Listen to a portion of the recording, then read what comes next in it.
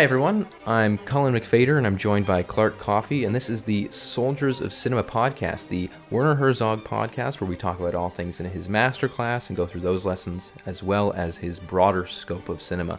And today we're going to be talking about Lesson 12, which is camera techniques. Oh, and I'm it's all about the excited. spatial orientation of the audience. Yeah, it's going to be Can great. you believe it? So I just want to say I'm sorry to interrupt, but just a little, I just want to pat ourselves on the back a little bit here that we are on episode 11.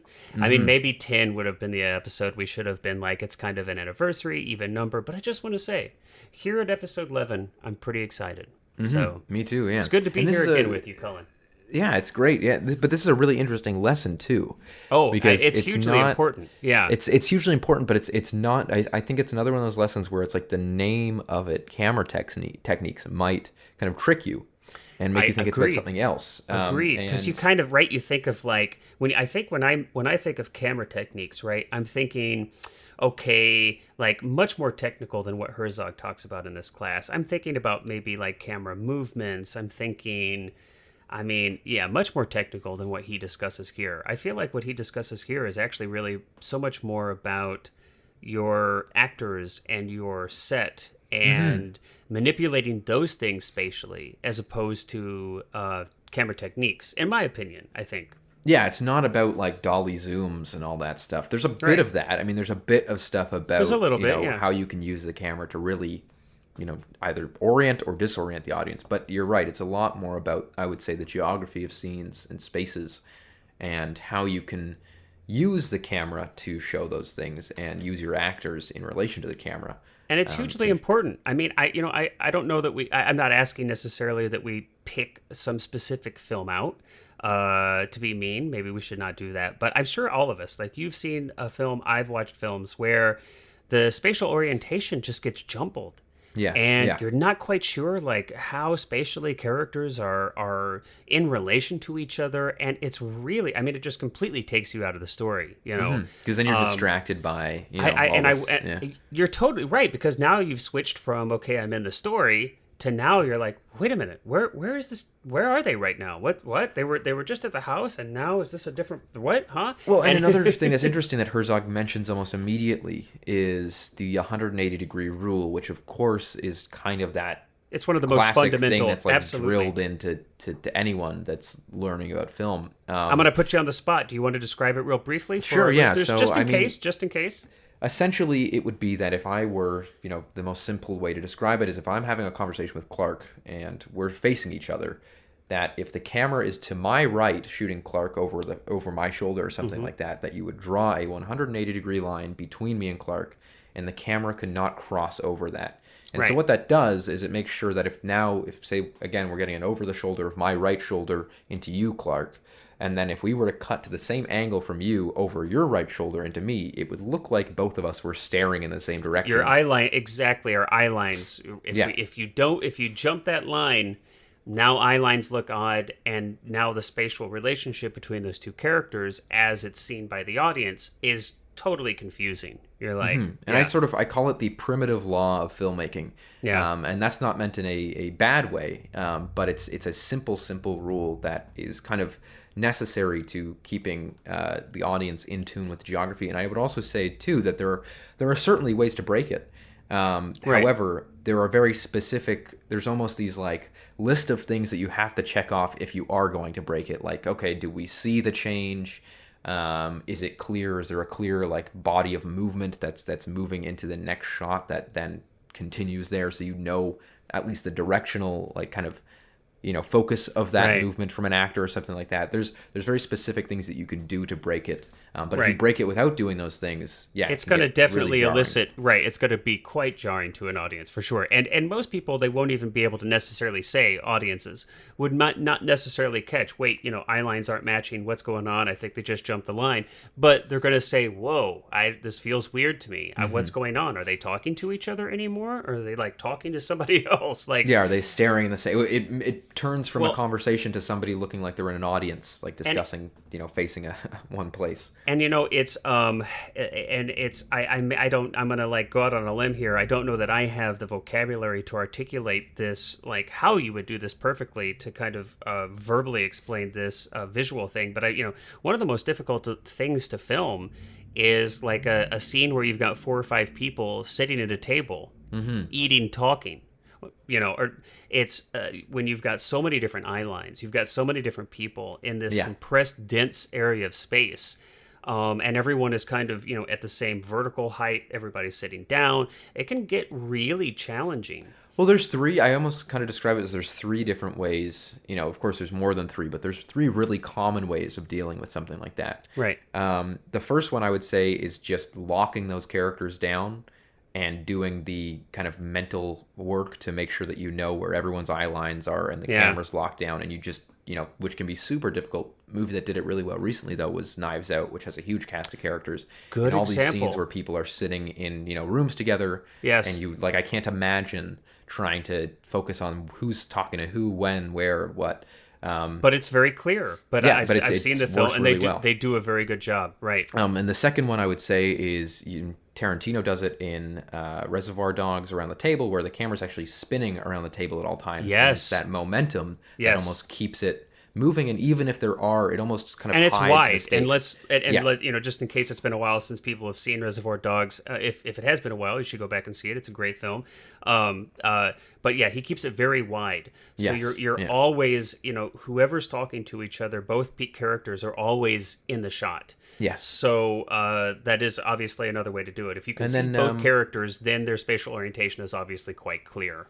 Yeah, and he also, one of the things that he does in that scene, which makes it much easier if you're trying to do this, is that even when the two characters are talking to each other, oftentimes the character who's speaking is speaking to everybody.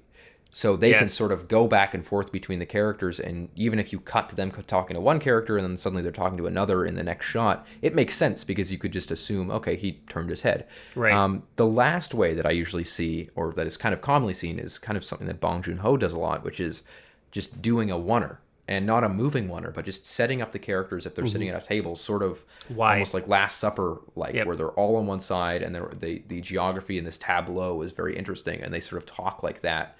It's kind of Wes Anderson-esque, kind of very theatrical. Exactly. Yeah, very theatrical, right? Which can work really well, and honestly, in terms of establishing geography, is probably the easiest, but it can be very difficult to get a shot like that to look good, and it takes a lot of talent to kind of make it look like it's intentional. It is very difficult, and it's. I would say look good. That's one thing. It's going to automatically create a style for your film if you're shooting those types of tableau type shots. That's really difficult. I mean, it's going to automatically, put a twist on the style of the film that you may not want or may not be appropriate, But I go back kind of Wes Anderson. You look at all of his films. Now, obviously, there's more than this one component that makes up his style. But those kind of symmetrical tableau, everybody kind of in one shot that he does so much of, is kind of one of the things that first jumps out of my mind. But it's hard to not have that impact your style very significantly if you're shooting that way. Yeah, exactly. Those are kind of interesting ways of shooting. Like, as you said, these wide, even if it's not necessarily people sitting at a table, as I mentioned in Knives Out, sometimes it's just like people in a living room on couches and chairs and stuff, and they're not necessarily in a circle either. But that's such a key fundamental thing to understand is eye lines, and because it's, there's nothing worse than watching. And it doesn't. I'm not even going to say student film, because a lot of bigger budget movies do this. When you have a group of characters speaking and it just makes no sense, like who's talking to who, where is that person looking, why is that person suddenly talking to that person when in the last shot they were looking at that person, or they were even in a completely different position. It can be really difficult to master. I mean, and so I think, you and I both agree, and I think, pretty much anybody would agree, yes, this is important. Do you have anything, I can kind of share a little bit about what I've done to kind of work on this for myself, if you might want to share some of what you've done. I think, first and foremost, I think as someone who's a fan of film, I've watched film, since I was knee-high to a grasshopper. And I've just steeped in it, visual storytelling. And so you start to pick up things. But of course, this is something you can practice. when you're shooting, and you don't even have to necessarily have a film, or a story that you're shooting. You can get some friends together without a script, and you can start shooting conversations, and you can start practicing this stuff just in the comfort of your own home. I don't know if you've ever done this. I've done it on some complicated shots where with a lot of characters, and especially when I've got some action, where I create an overhead and basically like a schematic or like a blueprint, I guess would be a better. Yeah. And I've actually done that before just to kind of make sure, okay, I've got this kind of, really thoroughly visualized in my head. I understand, where character's going, where I'm going to put the camera. And then I can kind of visualize that, what the edited result is going to end up looking like. And that's helped me a lot on set so I don't get confused. Because even when you've had a lot of experience, which I'm not even saying I've had, I've definitely had moments where I'm on set and I'm like, okay, wait a minute. Whoa. Okay, hold on now. Where do we, how is this going to, how do we need to set up the camera here or set up the characters to not get things confused? But those are some things that I've done. I think there's even apps that are free or near free that make visualizing shots like this very simple for iPads or iOS or something like that. But any suggestions you might have, or ways that you have found have been effective? I think a lot of it is intuitive. But I was going to say it's a boring answer for me. It's just prepare. I think shot listing and just getting it down. Sometimes not I wouldn't necessarily say that I storyboard very frequently. Right. Me neither.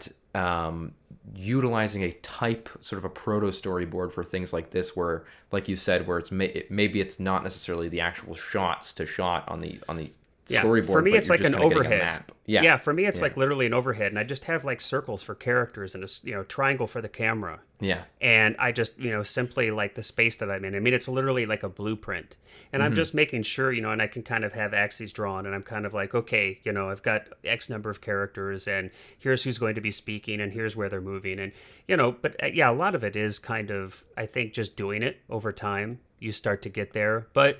Hopefully the DP that you're working with is also there to help just make sure, that you're not making any mistakes. That's what's funny is it seems like these can often be the longest to shoot. Yeah. Because not only do you have to work out the spatial orientation of the camera in relation to the actors, you also have to make sure that at every angle there's no lights in the shot, there's no reflections, there's no equipment in the background for some reason. I mean, it was a big challenge with the Hitchcock movie that we just made. Right. Was getting both reflections out of windows and being able to light the room without, changing lighting to such a degree when we turn around the camera to the other angle. Yeah. And suddenly, you have to figure, okay, that light was there. Now we got to move it over here, but that looks too different from the last shot if that source was coming from there. So it can be a really big headache, and that's why. Well, you're bringing up a really good point. Let's talk about this a little bit more, because up until this point, we've basically been talking about the spatial orientation of characters. But you're talking, but there's so much more, right? Your motivated lighting, like where's lighting coming from? Keeping that consistent, still maintaining an appropriately lit scene to the aesthetic that you're working to achieve, or just for the sake of competency to have it lit well. As you're turning the camera around and moving things back and forth, to make sure that these other aspects are consistent spatially as well. An audience may not be able to pick out exactly what's up, but if lights start to come from all different areas, and it's like windows seem to disappear and reappear on different sides of things, that's definitely gonna, I think, pull people out of the story. And I think it's that amateur thing that everybody has done when they start making movies, which is just like, okay, we've got a light over here for this angle, and then the reverse angle, we're just turning the light around. We'll just turn it, And it's like, well, where's that light coming? Where's the light coming? The best lighting setups are the ones that you have to do very, very little change to if the angle switches, that you light the space like it's right. It's authentic and it's real, and you're kind of in there. Right. And I think that the other thing too, that really helped me with the Hitchcock movie in particular, and is if you have the space available to you in advance, is I did an entire previs of the entire movie. So absolutely every single shot I shot and I lit as it would be in the movie, so that I knew, okay, I'm standing here for this shot, and then it gets a reverse on me. The lighting has to be the same. Say I've got a light hitting the back of my neck because you see me in both shots. Yeah. where can I put the light that's not going to be seen in either? Kind of things like that. And then again, because I was doing a previs and I was actually seeing it on camera, I was able to, spend a night literally just moving things around and making sure that it worked. So then the crew got there and I could just be like, okay, this needs to be there. There was none of that kind of like trial and error on the day. Well, and I will say though too, on the flip side, I mean, we've talked about kind of, spatial orientation, geography, just maintaining consistency such that you're not breaking cinematic grammar and taking people out of the story. But there's also, there's a great opportunity here in the spatial orientation of of everything in your mise en scène, right? That these are great opportunities for storytelling. The position of your characters, relative to each other, there's so much that you can do there to convey more story. This character sitting above or standing above another character, how far characters are from each other. This has, it tells us a huge amount. Is there a big desk between, right? Is there, are there objects between two characters? Are there eye lines occluded? Are they speaking through I mean, there's just so much that you can do with the geography of characters. And that's a great point to play with the camera as a third character too. Yeah. Is to, if the character is supposed to feel cold and kind of sterile, then zoom in on them from a distance. And don't have the camera near them. Whereas if they're supposed to be warm and welcoming, then there physically maybe get closer to them and things like that. And the Coen brothers are really great at doing that because so many of their scenes, they're kind of dialogue, shot over shot scenes that are very, very basic scenes when you think about it geographically. But they still, exactly what you said, use those opportunities to tell stories. So because so many of those scenes in the Coen brothers kind of style is to make things very not intimate between two characters, very awkward, very kind of dry humor.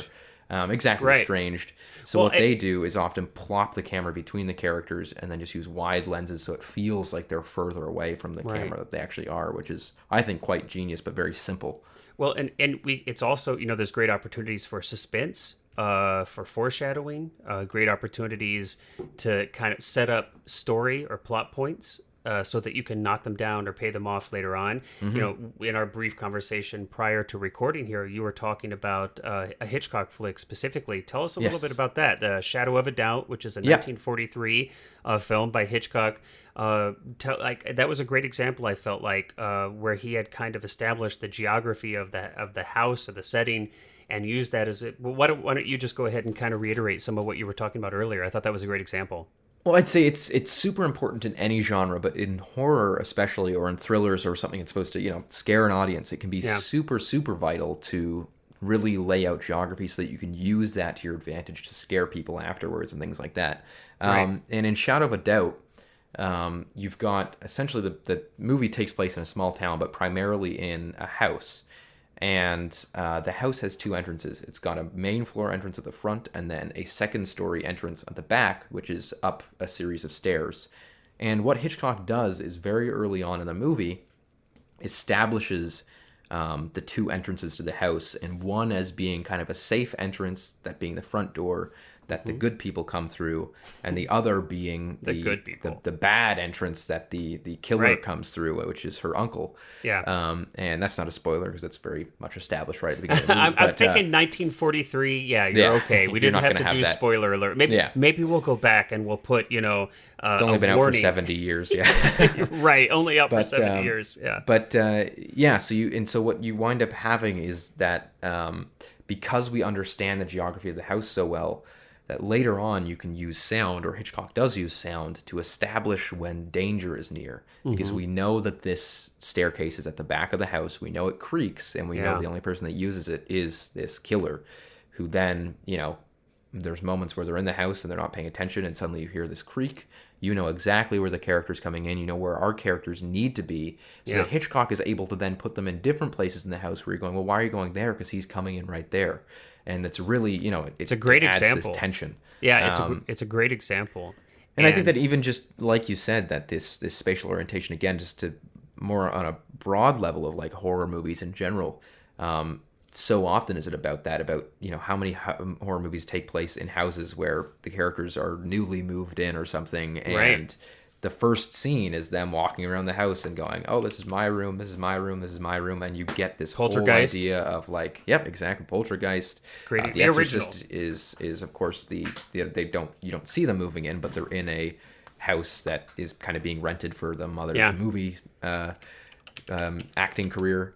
And you like, how many times can you picture that long hallway in a house? And it's like geography can be so important for horror. I mean, as it is for any genre, but it's just a great example of how to use it in genre. For sure. How to use it to your example or your advantage. At the risk of getting way off track, you talk about horror and the importance of spatial orientation.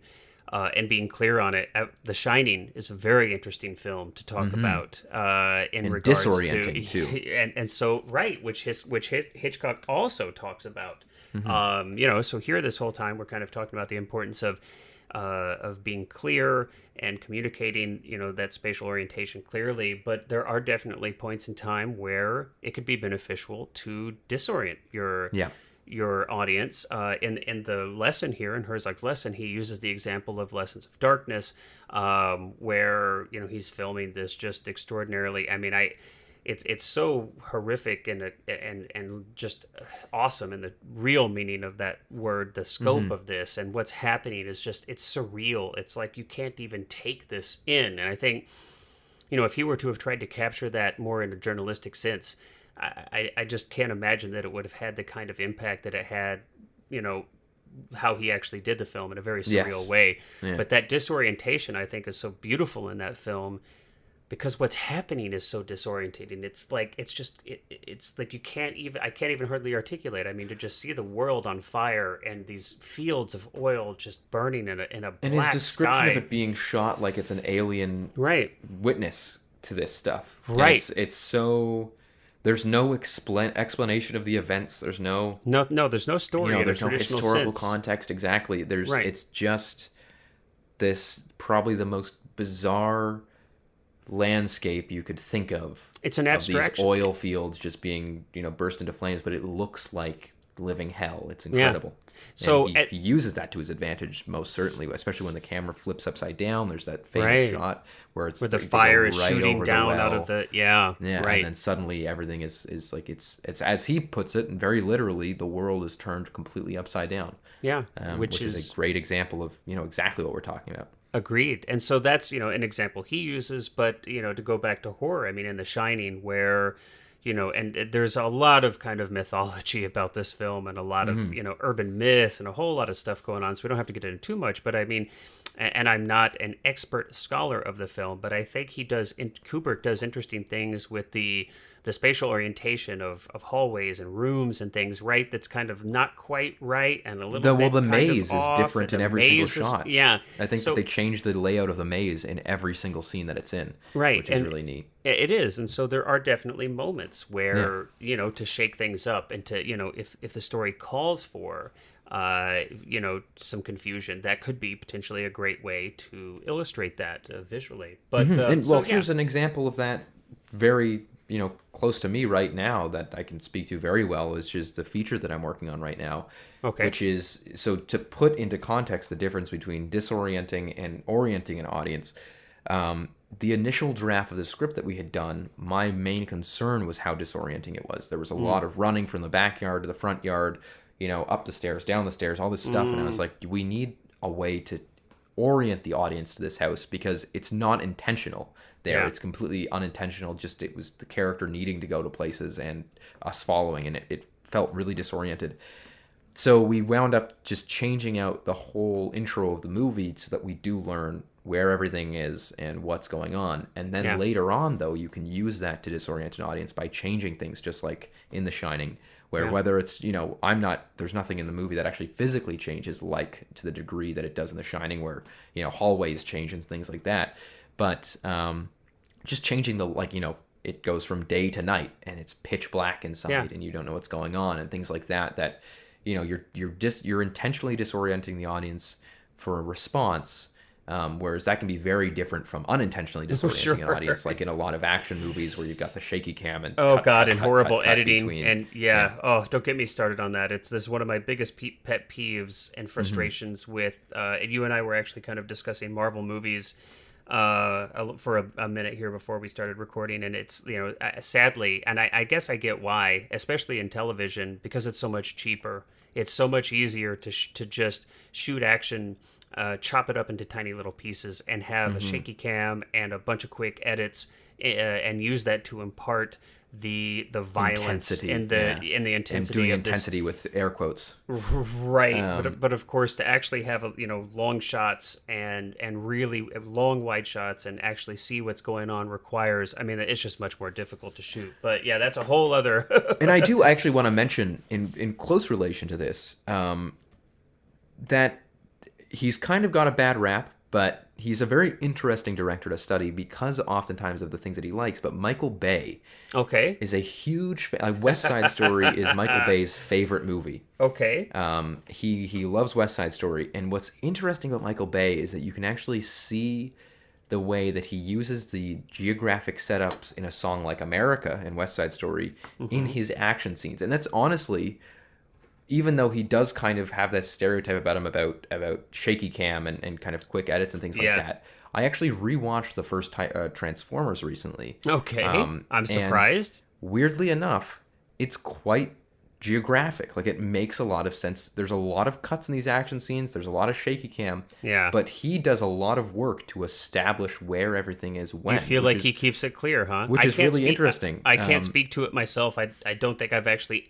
Is that the one with Shia LaBeouf? Yeah, Shia LaBeouf. Okay. It's in I Megan may Fox. have actually seen it when it first came out, or, I don't think I'd seen it since it came out. I think I don't this even is the know first time I watched how it in old years. is that movie now? 2007, I think it was when it came out. Wow. And I saw it in theaters when it came out, and I think that I haven't seen it pretty much since then. But I was expecting going into it a lot of exactly what we're talking about in the negative sense, where it's like things don't make sense. But he actually, and I think I owe it a lot to his love of West Side Story and these Golden Age musicals, where it's like, I mean, when you get down to it, you're essentially filming these things in the same way. One's an action scene and one's a big dance sequence, but they're both massive set pieces with lots of moving parts. With lots of movement, yeah.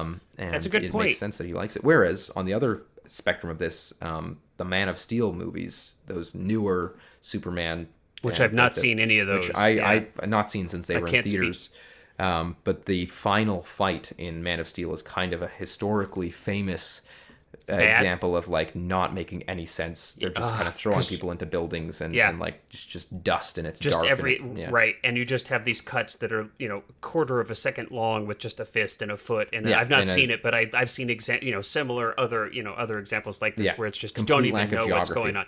I mean, it's clear that they just filmed a bunch of fighting. They took a bunch of takes. They just chopped up a bunch of in this splice like these fractions of a second long.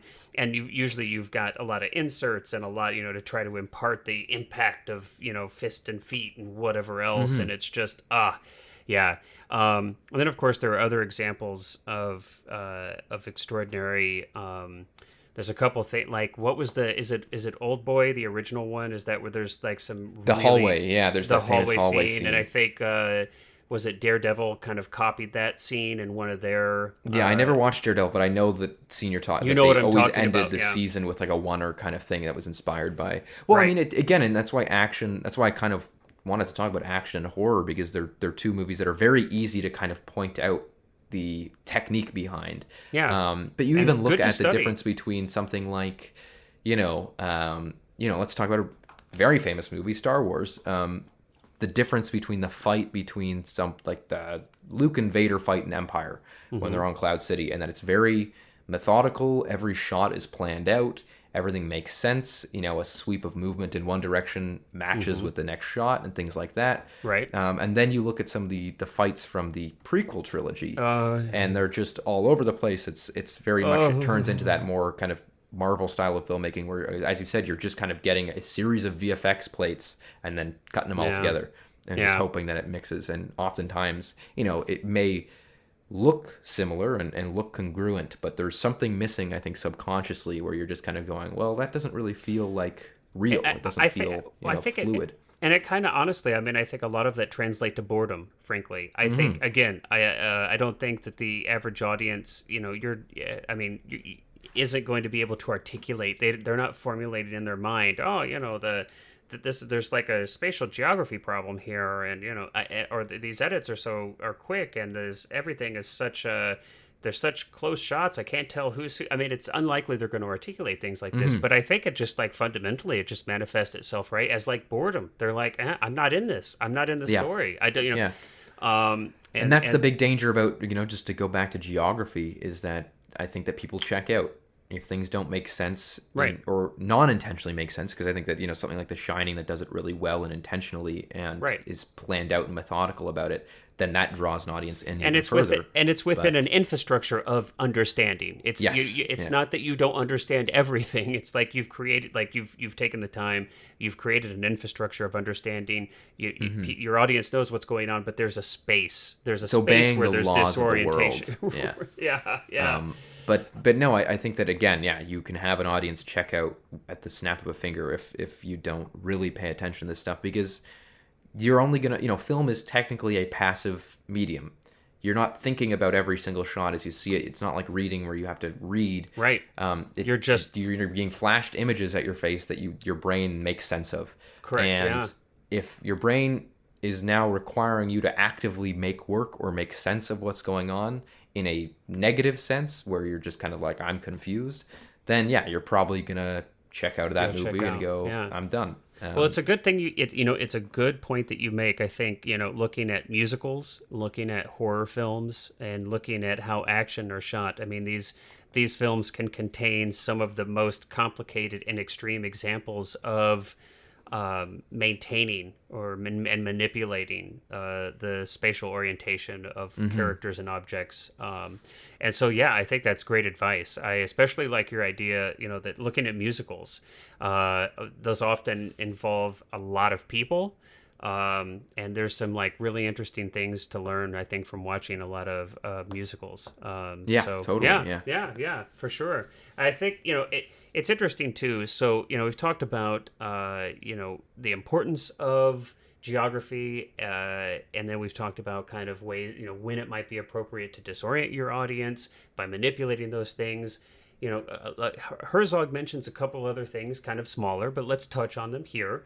He talks about the Kinski Spiral, which is funny. I think both of us, when we were originally taking this class and we were doing one of the exercises, I think you and I both had a character interframe using this Kinski Spiral. Yes, I think it was part of the homework. I don't remember exactly, but I think we had to make a short film, and it was like, okay, you've got to make it, use really the Kinski quickly Spiral somewhere and use it somewhere. Yeah. And it's funny, I don't know that I'd ever consciously recognized this, except to say, I mean, I definitely, we see the example of Kinski in a Gary, and then we see the example of Nicolas Cage in Bad Lieutenant, and I may not have been able to have pointed out, like, there's Kinski Spiral, because I didn't even know there was a name for it. Yeah. Right, but I certainly recall like the overall impact of what an interesting way to enter frame. Yes. And for me, just to kind of expand that past just this one very specific thing, it's a good reminder of how important the physicality is of your actors. And that you and I have talked about this in another episode, where we talked about wanting to direct right there from the camera, being right next to the action, and how it's a dance, it's a physicality. You're in a rhythm, especially when you're operating. You're there in the scene with the actor. I mean, you are absolutely in this scene. It just so happens that you're not on film, but you are definitely in the scene. And I think this really speaks to the importance of physicality, and so working with your actors on that. I think there's another place where Herzog talks about how he worked with Nicolas Cage on the physicality of his, and with the Gary. Interestingly, and they have very similar physicalities. Herzog talks about the uneven shoulders, and this kind of Gary has like a misformed arm, and Cage's character has a broken back, and his it's kind of twisted, and his shoulders are uneven and staggered. But just one more example of how important that is. There's so much power can be had. I mean, again, it's a visual medium, right? And I think it's obvious, but I think it's so obvious that it's almost forgotten sometimes. I see so many examples of where people are trying to say everything there is to say about a character through the dialogue. Yes, exactly. And Don't tell. Forget, I mean, that's yeah. And I'm like, just don't forget. There's this whole world that you can explore with how you manipulate, what kind of physicality are you creating for the characters, but in conjunction. I mean, the spiral is a great example of, okay, there's the physicality of the actor, but then how does that dance take place then? What's the tango with the camera and the actor with that physicality together? It's just a great example. And just to real quickly, just to explain what the Kinski Spiral is. Of course, just in case. Good point. It's basically if you had a camera on a tripod, that I, as the actor, would be standing right next to it, like right pressed pretty much right up against the camera, but not on camera. So like right to camera left or something. Or it could be camera right if you were to reverse it. And then I would take pretty much my left leg and step right across, right into frame, and my face would be so close to the camera, and I almost spin as I do it, and then take a few steps twisting. Back. It's almost like a twist, like your body is twisting around into the front of the camera. Yeah, I'm sure that you can, if you Google the Kinski Spiral, it should come up, but it's a very, very distinct way of entering frame. And I think that it's a great example again of kind of, again, as you said, that bond between camera and camera movement and actors and the space and things like that. So I've just confirmed. If you Google Kinski Spiral, yes. And okay, not great. only this, Excellent. now this is awesome. Okay, so you got Nick Cage and his performance in Bad Lieutenant. Of course, you've got Kinski's in Aguirre. I have not seen this yet, but apparently Nicole Kidman does this in Queen of the Desert as well. Oh, interesting. Okay. I am gonna check that out as soon as this podcast, as soon as we're done recording this. But I am like, I didn't know that. So okay, so clearly, Herzog really loves this move and is still Queen of the Desert is now a 5-year-old flick, but still in a more recent film he's using it. But I think one of the other like kind of physicalities that he talks about is the Nazarian Walk. And this one was, I'm going to have to admit, it wasn't as immediately obvious to me what he was doing here. I didn't feel like the impact was as pronounced as the Kinski Spiral. The Spiral, I think I sort of got it on it, weirdly enough. Okay. I mean, why don't you describe it then? Like, articulate for the people at home what you feel like Herzog is trying to do with the Nazarian Walk and how he's doing it. Very, very simply, it's a way of almost cutting together I guess montage would be a good word for it, of far distances traveled. And the way that he does it is he positions the actor really close to camera to start, and then almost has the camera spiral up really at a really intense angle, and then follow them off into the distance. And if you keep cutting between these different shots, it just gives the impression that because the actor starts so close to the camera and then ends in the shot so far that they're traveling over distance. So I missed that. So are you saying that it's like a string of cuts that he's putting a string of these shots together? I'm not necessarily sure if it has to be a string or not. Okay. But if even just having one, just because it's such a visceral difference between being so close and then suddenly at the end you're so I almost feel like I get a sense of, in my interpretation, or just what I felt. It's not even interpretation, but just what my kind of intuitive reaction to it was that it's almost like the actor, you get a sense that the actor is actually walking from behind the camera. And so that's what gives a sense that this actor has been moving, right? That he didn't, it wasn't just action and he just, or she, of course, just walked in right there. It gives a sense that that this character has been walking from far behind the camera, comes up over the camera, and then we kind of pick it up. Yeah, and the we camera see the almost action finds extend. them. Yeah, right. I think so. That's okay. Yeah, that's kind of. I appreciate you helping me kind of sort that out. When I first just a quick side note too, I was like, I do love his little names that he gives all these little techniques that he has. I know. Yeah. It is quite nice. Nice. Well, and speaking, okay, and to finish out the episode, speaking of loving Herzog, the Iguanas.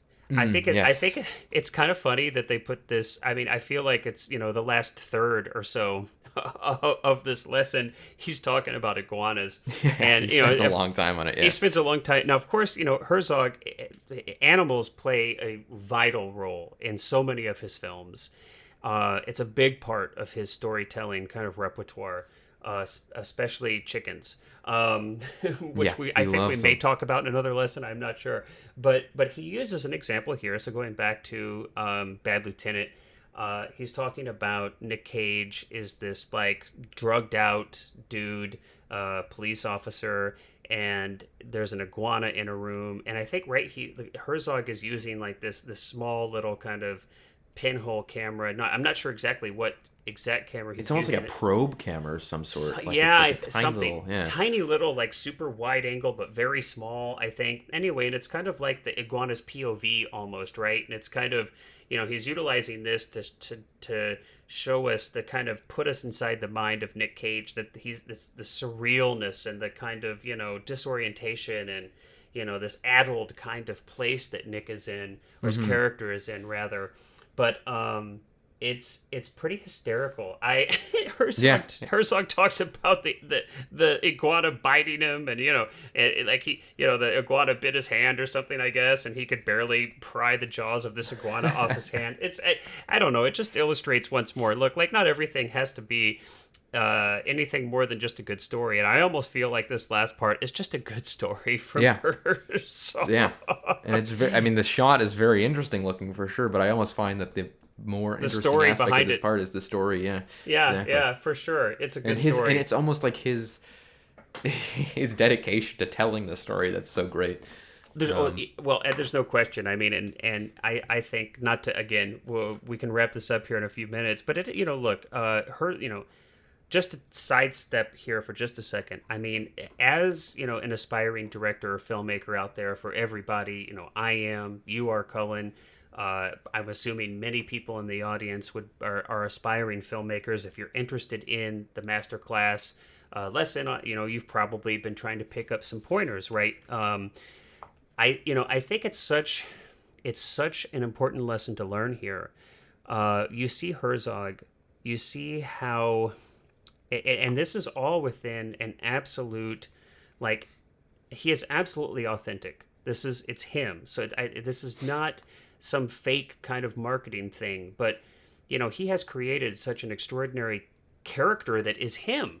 You speak to the devotion with which he, or the dedication with which he tells the story, and I think almost every story. I mean, it's these things are very important to him.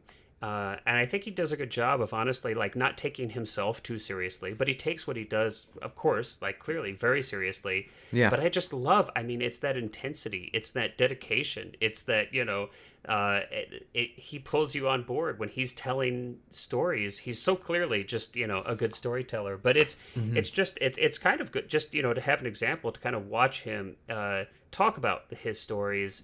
That's something that directors have to do. You have to talk about your stories to your fellow cast and crew. You have to share your vision with them. Hopefully you get to a place where you're having to share your vision with press. And whether this is at, just speaking at a Q&A at a small festival, or you're being interviewed for, Variety. I mean, it's a big part of what you'll have to do as a successful filmmaker, and you could do a lot worse than watching him and learning from him. Yeah, totally. So, all right. Well, I think unless you've got anything else to add. No, I'm done. I'm good. You're done. Yeah. I'm like, man, I'm out of here. I'm gonna go shoot something. Yeah, see ya. Well, you do have a few projects. I both do. So so this is good. This is exciting, and maybe in a future episode we can share a little bit more about some of these exciting things that are happening with our own projects. But until then, Cullen, as always, thank you so much. It's been a pleasure. And everybody listening out there, we appreciate it. We hope that it's entertaining, informative, and heck, even if you're just laughing at us, as long as you laugh, that's all we care about. Exactly. All right. So until next week, where we will be discussing what's next week. It's lesson 13, Lucky 13, working with actors. Ooh, I'm really excited about this one. Yeah. This is probably because I've spent so much time as an actor on the other side. I'm really excited about this one. I'll look forward to it. All right. Well, until then, everybody, take care. We'll see you next time. Bye-bye.